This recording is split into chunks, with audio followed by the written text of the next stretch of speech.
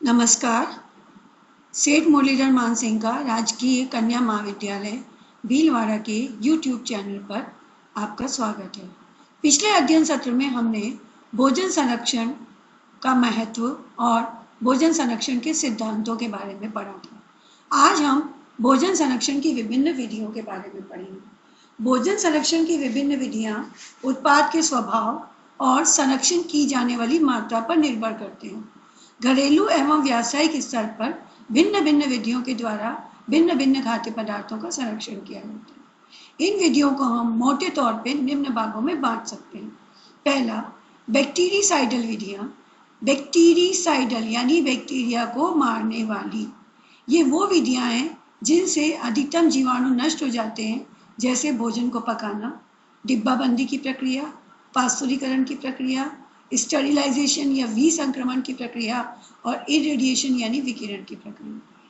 दूसरे प्रकार की विधियां हैं बैक्टीरियोस्टैटिक विधियां। बैक्टीरियोस्टैटिक, स्टैटिक यानी स्थिर रखना। ये वो विधियां हैं जिनमें जीवाणुओं की गुणात्मक वृद्धि को रोका जाता है। इस प्रकार की विधियों में निर्जलीकरण, अम्ल, तेल या मसालों के प्रयोग के द्वारा या कम तापक्रम के द्वारा बैक्टीरियल ग्रोथ को रोका जाता है। इस प्रकार की विधियों में भोज्य पदार्थों को सुखाना, रेफ्रिजरेटर में रखना, फ्रीज करना, अचार बनाना, स्मोकिंग करना आदि सम्मिलित है। खाद्य संरक्षण की भौतिक विधियां।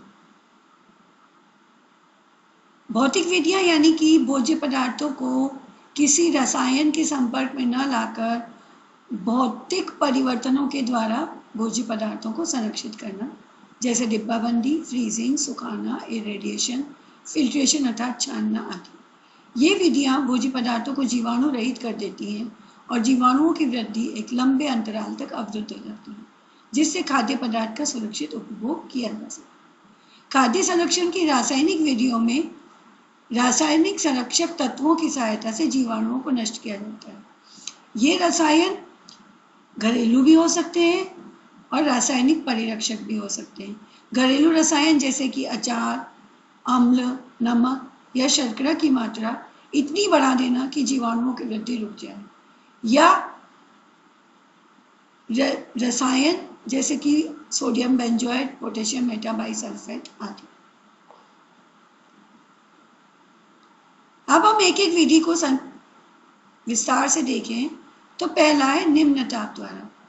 निम्न ताप के द्वारा खाद्य पदार्थों में उपस्थित जैव उत्प्रेरकीय क्रियाएं अर्थात एंजाइमेटिक जो प्रोसेस होते हैं वो सूक्ष्म जीवों की वृद्धि को और रासायनिक क्रियाशीलता को रोक देते हैं। यह तापमान जितना ज़्यादा कम होगा, खाद्य पदार्थों में होने वाली रासायनिक क्रियाएं उतनी ही कम होंगी।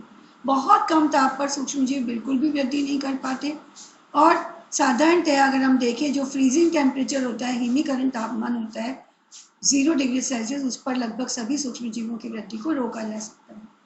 प्रशीतन अर्थात चिलिंग यानी कि तापमान को कुछ हद तक कम करना, इस विधि के द्वारा भी हम जीवाणुओं की वृद्धि दर को कम कर सकते हैं। प्रशीतन से हमारा अभिप्राय हिमीकरण से थोड़े अधिक तापमान जैसे कि 2.2 से 10 डिग्री सेल्सियस है। इस प्रकार की प्रशीतन की विधि में रेफ्रिजरेटर, सेलार या सामान्य संग्रहण, शीत संग्रहण यानी कोल्ड स्टोरेज आदि आते हैं। रेफ्रिजरेटर। घरेलू स्तर पर प्रशीतन के लिए रेफ्रिजरेटर का उपयोग आप सब लोगों ने करा ही होगा। रेफ्रिजरेटर में जो अलग अलग कंपार्टमेंट्स बने हुए हैं उसमें भोज्य पदार्थों को 4 डिग्री से लेकर 10 डिग्री सेल्सियस के बीच रखा जाता है। फ्रीजर कंपार्टमेंट के जस्ट नीचे का तापमान, चिल ट्रे का तापमान लगभग 4 डिग्री सेल्सियस होता है और जैसे जैसे आप रेफ्रिजरेटर के नीचे के कंपार्टमेंट्स में जाते जाते हैं टेम्परेचर बढ़ते बढ़ते 10 डिग्री सेल्सियस तक हो जाता है। इसी कारण दूध व दुग्ध पदार्थ को हम रेफ्रिजरेटर में ऊपर की तरफ ज़्यादा ठंडे भाग पर 4 डिग्री सेल्सियस पर रखते हैं और फल व सब्जियों को हम रेफ्रिजरेटर में नीचे की तरफ कुछ ज़्यादा तापमान 8 से 10 डिग्री सेल्सियस पर रखते हैं। रेफ्रिजरेटर के सर्वाधिक ठंडे भाग को हम फ्रीज़र कहते हैं। इसमें तापमान 0 या 0 से भी कम होता है और यहाँ रखे जाने पर भोज्य पदार्थ हिमीकृत हो जाते हैं। फ्रीज़र में हम मांस, मछली और कुछ मौसमी सब्जियां जैसे गाजर, मटर, फूल गोभी, दूध व दूध से बने हुए पदार्थ, आइसक्रीम, चीज़, बटर इत्यादि को रखते हैं। हिमीकरण के समय सूक्ष्म जीवों की वृद्धि लगभग पूर्ण रूप से रुक जाती है और जैव उत्प्रेरकी क्रियाएं यानी कि एंजाइमेटिक प्रक्रियाएं भी काफ़ी हद तक कम हो जाती हैं, जिसके कारण फल सब्जियों को हम लंबे समय तक सुरक्षित रख सकते हैं। मटकी खाद्य संरक्षण के लिए मटकी का उपयोग ट्रेडिशनली पुराने समय से करते आ रहे हैं, जिसमें पुराने ज़माने में जब रेफ्रिजरेटर उपलब्ध नहीं होते थे तो भोज्य पदार्थ को ज़मीन में आधा गड्ढा खोदकर मटकी को आधा ज़मीन में रखकर उसमें भोज्य पदार्थ को रख के उसको ढक देते थे और चारों तरफ से मिट्टी से दबाकर उसको गीला कर देते थे और ऐसे में मटकी के आसपास की सतह गीली रहने से टेम्परेचर कम रहता था और ताज़ी फल सब्जियां और दूध इत्यादि को बर्तन मटकी में ढक कर रख देते थे और ये लंबे समय तक सुरक्षित रहती थी। सामान्य सेलार संग्रहण अर्थात कमरे के तापमान से कुछ कम तापमान 15 डिग्री सेल्सियस पर जब हम भोज्य पदार्थ को रखते हैं तब हम उसे सामान्य सेलार संग्रहण कहते हैं। आपने कई ग्रोसरी स्टोर्स फल सब्जी वालों को देखा होगा कि वो लोग अपनी सब्जियों को अंडरग्राउंड स्टोरेज यानी कि जमीनी तल से एक नीचे कमरे में स्टोर करते हैं, जहां तापमान जो होता है वो 15 डिग्री सेल्सियस से कम होता है और इस प्रकार के संग्रहण में भोज्य पदार्थों को आप कुछ सीमित समय जैसे कि 3 से 4 दिन या कुछ मोटे कड़क छिलके वाली सब्जियां आलू प्याज आदि को आप 6 से 7 दिन तक भी संग्रहित रख सकते हैं। शीत गोदाम यानी कोल्ड स्टोरेज बेमौसम के समय पर भी आपने आलू एप्पल इत्यादि का उपयोग किया ही होगा। निम्न ताप पर परिरक्षण के लिए घर पर तो हम रेफ्रिजरेटर का उपयोग करते ही हैं, किंतु यही परिरक्षण जब वृहद स्तर पर किया जाता है तो हम खाद्य पदार्थों को शीत गोदाम में रखते हैं। शीत गोदामों में तापमान फल व सब्जियों के हिसाब से 4 डिग्री से 7 डिग्री सेल्सियस के मध्य रखा जाता है। साथ ही साथ गोदाम के संपूर्ण क्षेत्र में तापमान को संतुलित बनाए रखने के लिए वायु का परिसंचरण भी बरकरार रखते हैं और उसकी आपेक्षिक आर्द्रता भी संयत रखी जाती है। यदि आपेक्षिक आर्द्रता कम हो जाती है तो वायु फल तरकारियों से नमी का अवशोषण कर लेती है और निर्जलीकरण के फलस्वरूप ये खाद्य पदार्थ मुरझाने लगते हैं। आपने देखा ही होगा कि आलू प्याज एवं कुछ फल 12 महीने हमें उपलब्ध रहते हैं। ऐसा हमें शीत गोदाम से प्राप्त होने वाले फल सब्जियों के कारण ही होता है। ऐसे गोदामों में फल व सब्जियां 6 महीने से लेकर साल भर तक सुरक्षित रहती हैं और इसी कारण मौसम में उगने वाले आलू भी हमें वर्ष भर सामान्य दामों पर उपलब्ध रहते हैं। उच्च ताप द्वारा कमरे के सामान्य तापक्रम 20 से 25 डिग्री सेल्सियस पर सूक्ष्मजीव बहुत तेजी से वृद्धि करते हैं और सक्रिय भी रहते हैं। जो जैव एंजाइम होते हैं वो भी बहुत सक्रिय रहते हैं। ऐसे भोज्य पदार्थों को जब सामान्य ताप से अधिक ताप बढ़ाते हैं, तापमान को हम ऊंचा कर देते हैं, अधिक कर देते हैं तो कुछ सूक्ष्मजीव मर जाते हैं या उनकी क्रियाशीलता में वृद्धि और कमी हो जाती है। इसके साथ साथ जो एंजाइम्स जो कि प्रोटीन के बने हुए होते हैं वे भी उच्च ताप पर निष्क्रिय हो जाते हैं और ना तो सूक्ष्मजीव के कारण भोज्य पदार्थ खराब होता है और ना ही एंजाइम्स के कारण भोज्य पदार्थ खराब होता है। इस तरह की विधियों में पास्चराइजेशन, निर्जमीकरण या स्टरलाइजेशन और विवर्णीकरण अर्थात ब्लांचिंग मुख्य है। पास्तुरीकरण की विधि में तरल भोज्य पदार्थ को उच्च ताप अर्थात 60 से 80 डिग्री सेल्सियस के मध्य कुछ समय के लिए रखा जाता है। ऐसा करने से रोग फैलाने वाले डिजीज कॉजिंग जर्म्स और बैक्टीरिया तो नष्ट हो जाते हैं, किंतु उनके अंडाणु और बीजाणु नष्ट नहीं होते और साथ ही साथ जो लाभदायक सूक्ष्म जीव होते हैं वो भी बचे रहते हैं एवं भोज्य पदार्थ ग्रहण करने के लिए सुरक्षित रहता है। उदाहरण के लिए बाजार में मिलने वाला जो बोतल में बंद और थैलियों वाला अमूल का और सरस का दूध होता है वो पास्तुरीकृत होता है। दूध को पास्तुरीकरण की प्रक्रिया के द्वारा हानिकारक सूक्ष्म जीवाणुओं को तो नष्ट कर दिया जाता है, किंतु जो लाभदायक सूक्ष्म जीव हैं वो सुरक्षित रहते हैं और ये दूध पीने के लिए सुरक्षित है। दूसरा, निर्जमीकरण का अर्थ है सूक्ष्म जीवों को पूरी तरह से नष्ट कर देना।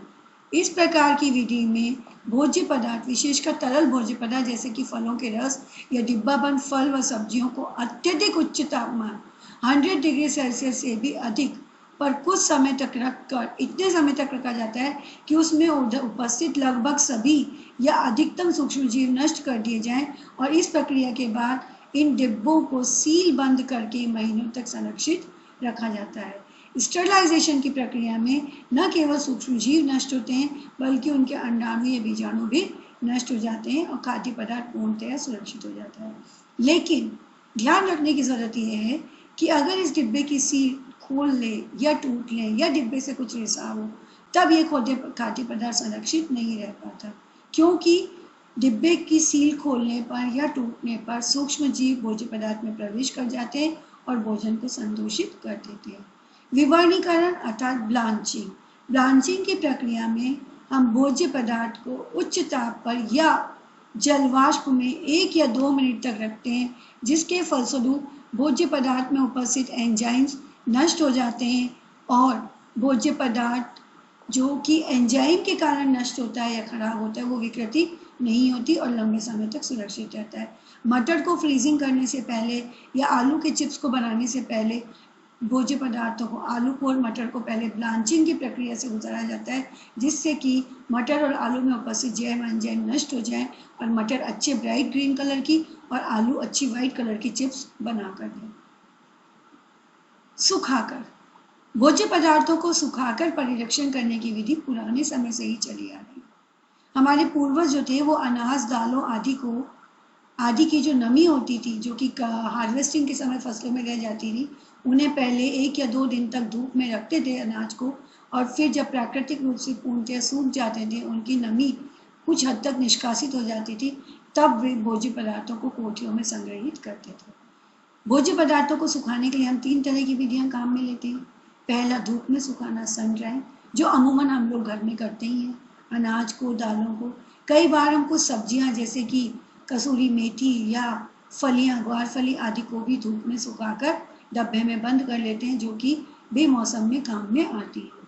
सोलर ड्रायर में सुखाना, सोलर ड्रायर, और तीसरा यांत्रिक ड्रायर या ओवन में सुखाना।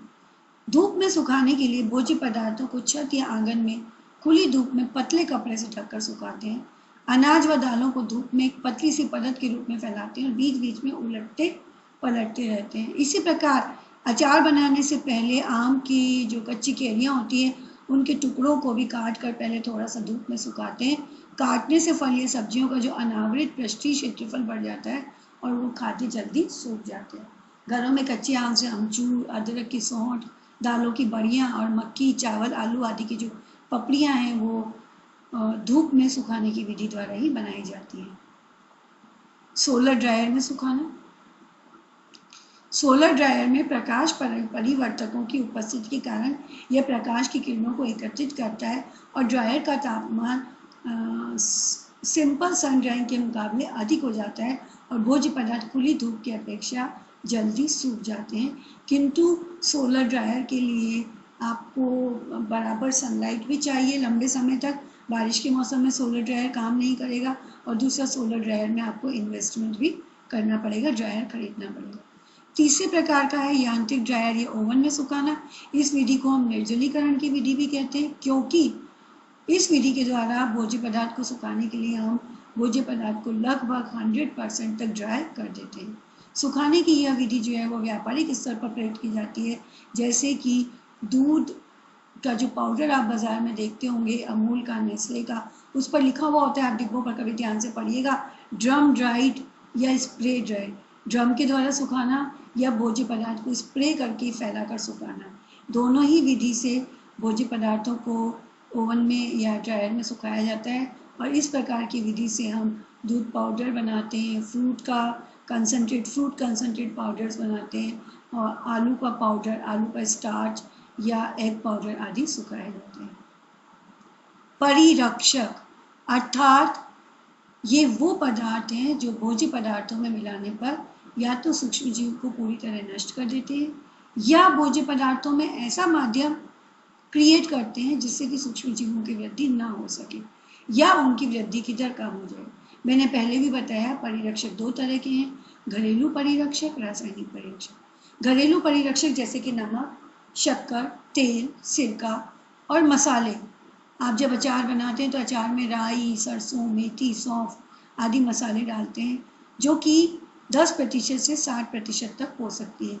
अर्थात खाद्य पदार्थ को संरक्षित करने के लिए विभिन्न प्रकार के घरेलू परिरक्षकों की मात्रा, जैसे कि नमक की कम होती है 5 to 10% और शर्करा की ज़्यादा होती है 60 to 66% तक। ऐसे ये भोज्य पदार्थ खाद्य पदार्थों ये परिरक्षक खाद्य पदार्थों को ऐसा माध्यम प्रदान करते हैं जिससे कि सूक्ष्म जीवों की वृद्धि रुक जाती है। पहला, शक्कर। शक्कर जलग्राही अर्थात हाइग्रोस्कोपिक प्रकृति की होती है। भोज्य पदार्थों में जब हम बहुत अधिक मात्रा में शर्करा 60 से 70% मिला देते हैं तो यह शर्करा खाद्य पदार्थ में उपस्थित जल की मात्रा को अवशोषित कर लेती है और सूक्ष्म जीवों को की वृद्धि के लिए जल उपलब्ध नहीं रहता, बल्कि सूक्ष्म जीव की कोशिकाओं में जो जल होता है वह भी परासरण दाब के कारण बाहर निकल जाता है और सूक्ष्म जीव निष्क्रिय हो जाते हैं। आपने अपने घरों में जैम, जेली और मुरब्बे तो खाए ही होंगे। जैम और जेली और मुरब्बे बनाने के लिए शर्करा की मात्रा 60 से 70% के बीच रखी जाती है, जिसके कारण खाद्य पदार्थों का सभी जल अवशोषित हो जाता है और ये जैम जेली आपको महीनों और साल भर तक खाने के लिए सुरक्षित रहता है। नमक। शर्करा की तरह नमक भी जल रागी तत्व अर्थात यह भी जल को सोख लेता है।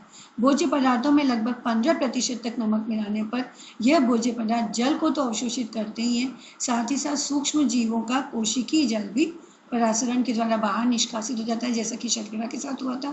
और इसके अलावा जो सोडियम क्लोराइड नमक जो है, जो कि सोडियम क्लोराइड के अणुओं का बना हुआ है, वो सोडियम की अधिक सांद्रता के कारण सूक्ष्म जीव मर जाते हैं और नमक की उपस्थिति से जो एंजाइमेटिक प्रक्रिया है वो भी बहुत हद तक कम हो जाती है और नमक का उपयोग करने से भोज्य पदार्थ संरक्षित हो जाता है। नमक के द्वारा संरक्षित होने वाले भोज्य पदार्थों में नींबू का अचार, अन्य अचार, चटनी, सॉस, मांस, मछली आदि उदाहरण हैं। अम्लीय पदार्थ। चूंकि सूक्ष्म जीवों को ग्रो करने के लिए अलग अलग माध्यम, अलग अलग पीएच मान की जरूरत होती है। कुछ सूक्ष्म जीव अम्लीय माध्यम में वृद्धि करते हैं, कुछ उदासीन में, कुछ क्षारीय, किंतु अधिक अम्लीय माध्यम में ज्यादातर सूक्ष्म जीवों की वृद्धि बहुत कम हो जाती है। अम्लीय पदार्थ जैसे कि सिरका, नींबू का रस भोजन को अम्लीय माध्यम प्रदान करते हैं और सूक्ष्म जीवों की वृद्धि को तो रोकते ही हैं, साथ ही साथ खाद्य पदार्थों में जो जैव एंजाइम्स होते हैं उनकी भी क्रियाशीलता को कम करते हैं। इसी के कारण नींबू का अचार या सिरके में डूबी हुई गाजर, मूली, अदरक इत्यादि अम्लीय माध्यमों से संरक्षित भोज्य पदार्थों के उदाहरण। तेल। अचार में तेल की उपस्थिति जो होती है वो वातावरण की वायु को अचार में प्रविष्ट नहीं होने देती और ऐसे में अचार में वायवीय सूक्ष्म जीव अर्थात एरोबिक माइक्रोब्स नहीं पनप पाते और अचार या अचार के रूप में संरक्षित भोज्य पदार्थ जैसे कि कैरी का अचार, गोंदे का अचार या अन्य मिक्स सब्जियों का अचार लंबे समय तक संरक्षित रहता है। किंतु ध्यान ये रखना पड़ता है कि अचार में इतना तेल हो कि वो खाद्य पदार्थ पूरी तरह तेल में डूबा रहे और हम बार बार अचार की बर्नी में चम्मच न डालें जिससे कि उसमें वायु प्रविष्ट नहीं हो। मसाले। कई मसाले जैसे लौंग, दालचीनी, हल्दी, राई आदि में कुछ ऐसे पदार्थ होते हैं जो भोजन के परिरक्षण में सहायता करते हैं। राई का तो खाद्य पदार्थ में विशेष परिरक्षण के लिए विशेष स्थान है। राई न केवल खमीर की वृद्धि में सहायता करती है बल्कि खाद्य पदार्थ के खमीरीकरण होने से भोज्य पदार्थ का वातावरण अम्लीय हो जाता है और इस अम्लीय माध्यम में सूक्ष्म जीव नहीं पनप पाते और भोजन परिरक्षित हो जाता है। उदाहरण के लिए राई वाला मिर्ची का अचार या कांजी में डूबी हुई गाजर, मूली इत्यादि राई से संरक्षित भोज्य पदार्थ। रासायनिक परिरक्षक। रासायनिक परिरक्षक जैसे कि sodium benzoate, potassium metabisulphide, सॉर्बेट्स, antibiotics, प्रतिऑक्सीकारक इत्यादि परिरक्षण हेतु भोज्य पदार्थों में बहुत ही कम मात्रा यानी कि 0.1 से 0.2%। इसका मतलब है कि अगर आपने 100 मिलीलीटर या 100 ग्राम कोई भोज्य पदार्थ लिया है तो उसमें 0.1 ग्राम या 0.2 ग्राम ये रासायनिक परिरक्षक आप मिलाएंगे। ये भोज्य पदार्थों में उपस्थित सूक्ष्म जीवों को नष्ट कर देते हैं और खाद्य को संरक्षित रखते हैं। सोडियम बेंजोएट और पोटेशियम मेटाबाइसल्फेट दो मुख्य परिरक्षक हैं जो ज्यादातर विभिन्न भोज्य पदार्थ जैसे कि स्क्वैश, फलों के स्क्वैश, टोमेटो सॉस और टोमेटो प्यूरी आदि में डाले जाते हैं। सोडियम बेंजोएट प्रायः रंगीन भोज्य पदार्थ जैसे कि सॉस, प्यूरी और संतरे और अन्य फलों के रस में डाला जाता है, जबकि पोटेशियम मेटाबाइसल्फाइड रंगहीन भोज्य पदार्थ जैसे कि नींबू के स्क्वैश में डालते हैं। क्योंकि ये बहुत अधिक क्रियाशील होता है और इसकी अधिक क्रियाशीलता के कारण ये रंगीन पदार्थों के रंग को उड़ा देता है। इस कारण इसको रंगहीन भोज्य पदार्थों में ही डाला जाता है। फल व सब्जियों के संरक्षण के लिए सामान्यतः सल्फर डाइऑक्साइड गैस का भी उपयोग किया जाता है। और इसी प्रकार खाद्य तेलों के संरक्षण के लिए विभिन्न प्रतिऑक्सीकारक पदार्थ, एंटीऑक्सीडेंट जैसे कि विटामिन ए, ई आदि भी डाले जाते हैं। इस प्रकार आपने देखा कि भोजन परिरक्षण की विभिन्न विधियों का प्रयोग करते हुए हम भोज्य पदार्थों को नष्ट होने से बचा सकते हैं। आपने ध्यान दिया होगा कि कोई भी एक सिद्धांत या कोई भी विधि से हम किसी व्यंजन को पूर्ण रूप से संरक्षित नहीं कर सकते। जैसे कि मैंने जब आपको अचार बनाने के लिए बताया, तो अचार बनाने के लिए हम पहले सब्जियों को धोकर सूक्ष्म जीवों का निष्कासन करते हैं, फिर उन्हें उबलते पानी या भाप में कुछ मिनट रखकर ब्लांचिंग की प्रक्रिया करते हैं, जिससे कि एंजाइम्स नष्ट किए जाते हैं। उसके पश्चात कुछ देर खुली हवा या धूप में रखकर सुखाते हैं, सन ड्राइंग।